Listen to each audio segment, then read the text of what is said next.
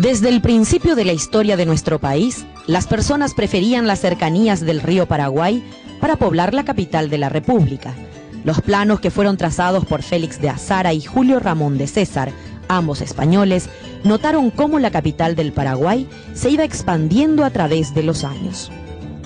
¿Por qué estamos acá reunidos? Porque esto con el tiempo se formó como el puerto de la ciudad. Y esto era la entrada a la ciudad y la salida también. De acá también nacían caminos, los famosos caminos indígenas, conocidos con el nombre de Tapeaviru, que eran los caminos que cruzaban todo el continente.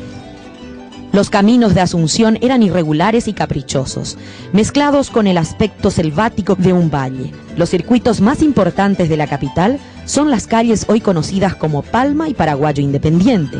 Otros eran callejones cortos y esfumados en caminos de tierra.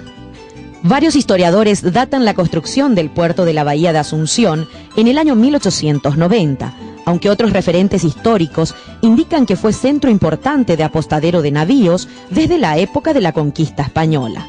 Asunción tuvo en total unos 10 puertos, de acuerdo a lo que dice el historiador Juan Bautista Gil Aguínaga. Los distintos puertos iban adoptando los nombres de las calles que llegaban hasta el río.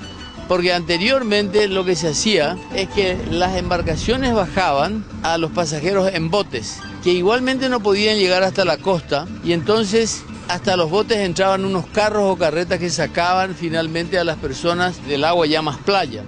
Entre los años 1893 y 1898 ya presentaba intensas actividades portuarias con la llegada de buques de carga hacia los precarios muelles de madera. En 1828, el doctor José Gaspar Rodríguez de Francia ordenó la delineación, rectificación y formación de las calles y plazas, que se encontraban irregulares y que fueron en su momento trazadas al azar. Como la ciudad tenía arroyos y manantiales creando raudales, dispuso cuadricular todas las calles asuncenas para también activar el poco tránsito y erradicar la maleza que era típica en los caminos. Las calles, por lo general, no tenían más de 15 metros de ancho, ubicadas a 100 metros unas de otras. De acá de esta zona salían también otros caminos. Uno que iba para acá, daba una vuelta y iba al Tacumbú, donde tenía su chacra Juan de Salazar. Otro camino real era este. Eran caminos así, ¿verdad? Que viene la topografía, eso se rectificó, ¿no? Otro camino real era este, que más o menos allá por la altura de lo que sería la Plaza Uruguaya se bifurcaba y iba parte de la calle Estados Unidos y iba hacia Lisboa. Está en la calle de la Catedral, que es la calle actual de Nuestra Señora de la Asunción. La calle del 25 de diciembre, no por la Navidad, sino porque el 25 de diciembre se hizo el juramento de la Independencia Nacional. La calle del Atajo, porque era un atajo para salir al Paraguay Independiente, y luego ya la calle del 14 de mayo, la calle de la Encarnación, que después fue 15 de agosto, y después los ríos. Y las calles largueras, la calle de la Asunción, porque era la calle que entraba a Asunción, la calle de la Libertad, que luego se convertía en la calle del Sol, que era esta, y la calle de la Palma, de la Estrella y de la Oliva. Durante el gobierno de Carlos Antonio López, entre 1841 y 1862, el país vivió uno de sus mejores momentos en cuanto a desarrollo industrial y estructural. Se remodelaron todas las calles y plazas y aparecieron las primeras casas de 2 pisos. Así era la vista de Asunción desde las aguas del río Paraguay en 1894. A lo lejos, el Palacio de los López y las sencillas casas con las que aún contaba la ciudad. Probablemente los caminos más importantes de Asunción desde la época colonial fueron Palma. En los tiempos coloniales se llamaba Calle Real de la Veracruz, caracterizada por ser la vía comercial y paseo de la élite paraguaya y los extranjeros. El Paraguayo Independiente e Independencia Nacional. Entre las calles Palma, Nuestra Señora de la Asunción, Independencia Nacional y Estrella, estaba el Mercado Guazú, que era una recoba de comercios y comerciantes, y se constituyó en el primer símbolo del movimiento comercial en Asunción. Según historiadores como Jorge Rubiani, el mercado es una herencia de los López. Otros, sin embargo, datan su existencia desde el año 1786 y fue demolida en 1920. Hoy, en ese lugar, se encuentra la actual Plaza de la Democracia.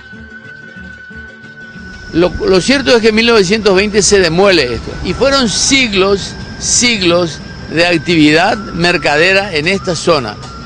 Entonces resultó difícil desalojar a la gente de un soplo, como dura una demolición, y se empieza a utilizar este lugar con una construcción que era bastante presentable, con grandes muros, y que se llamó el Mercado Provisorio. Hasta que finalmente en 1961 viene el Hotel Guaraní, y esa es la modernidad total. Brasilia, en Paraguay, se desalojan los últimos restos del mercado y de los vendedores y se instala un edificio que después fue un paradigma en la construcción asuncena.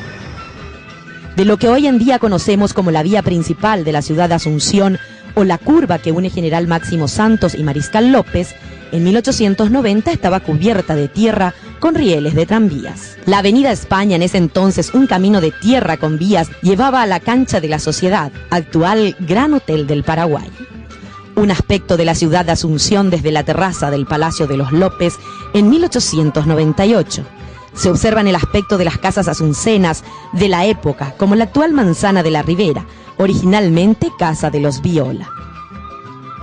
El ferrocarril se construyó en 1859 gracias al ingeniero inglés William Whitehead, con la ayuda de decenas de obreros paraguayos. Es una de las construcciones que conserva su elegancia, que mezcla la arquitectura inglesa, francesa e italiana. En 1861, los asuncenos podían recorrer desde la estación de San Roque hasta el Botánico. La iglesia de la Catedral Metropolitana, declarada Cuarto Tesoro Patrimonial de Asunción en el 2009, fue diseñada por el uruguayo Carlos Zucchi. Su construcción se inició en mayo de 1842. La Casa de los Gobernadores, habitada por Bernardo de Velasco hasta el 15 de mayo de 1811, fue construida por los jesuitas para realizar retiros espirituales. En la era independentista fue residencia del doctor Francia y luego sede de correos y telégrafos. En mayo del año 1913 fue demolida.